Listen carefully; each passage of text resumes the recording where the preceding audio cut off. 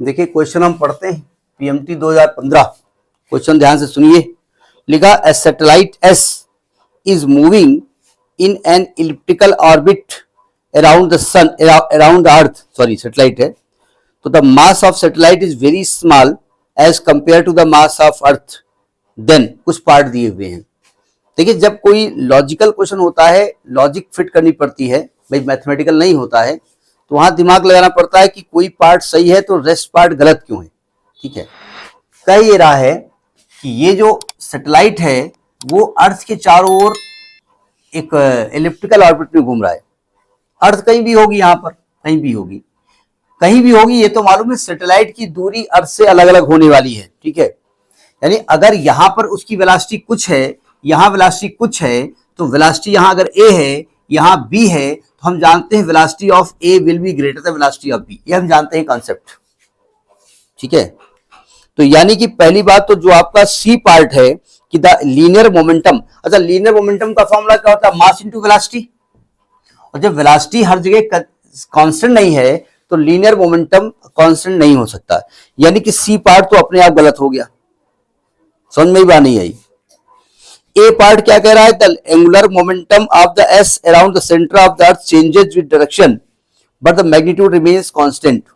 कहते हैं angular momentum जो होता है उसकी डायरेक्शन चेंज होती है। एक बात ध्यान रखिएगा, कोई भी बॉडी अगर सर्कुलर पाथ में घूम रही है, सुनो ध्यान से, अगर सर्कुलर पाथ में घूम रही है, ठीक है, तो जो भी उसकी एंगुलर चीज होगी, एंगुलर की बात हो रही है, उसकी डायरेक्शन हमेशा किधर रहती है? देखो ध्यान से, एक तो उसकी डायरेक्शन हमेशा सेंटर से देखी जाती है ना।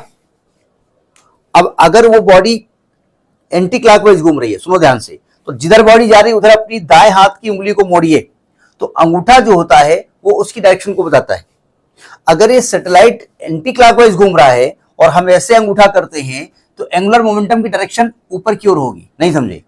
अगर क्लॉकवाइज घूम रहा है तो एंगुलर मोमेंटम डायरेक्शन नीचे की ओर होगी, यानी एंगुलर मोमेंटम की डायरेक्शन चेंज नहीं होगी। नहीं समझे?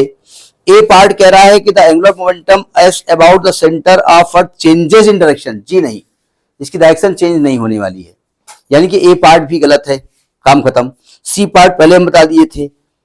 बी पार्ट कह रहा है total mechanical energy of S varies periodically with time. Total energy हमेशा कंजर्व रहती है, आप जानते हैं, वेरिएशन नहीं होगा, क्योंकि पोटेंशियल बढ़ेगी तो काइनेटिक घटेगी, काइनेटिक बढ़ेगी तो वो चेंज नहीं होगा, वो कांस्टेंट रहेगा। ये भी गलत है। जो डी पार्ट है कि the acceleration of S is always directed towards the centre of अर्थ। हम जानते हैं जब सैटेलाइट मूव कर रहा है तो उस पर हमेशा एक फोर्स काम करेगा, सेंट्रल फोर्स, जिसकी डायरेक्शन हमेशा अर्थ की डायरेक्शन में होने वाली है, जिधर भी अर्थ है। ठीक है, जब उस पर लगने वाला फोर्स हमेशा एक डायरेक्शन में होने वाला है तो क्या मैं कह सकता हूं कि उस पर जो एक्सेलरेशन होगा उसकी डायरेक्शन वही होती है जो फोर्स की डायरेक्शन होती है, यानी उसका एक्सेलरेशन हमेशा टुवर्ड्स द सेंटर ऑफ अर्थ होने वाला है, यानी डी पार्ट सही होने वाला है। बात समझ में आने वाला है?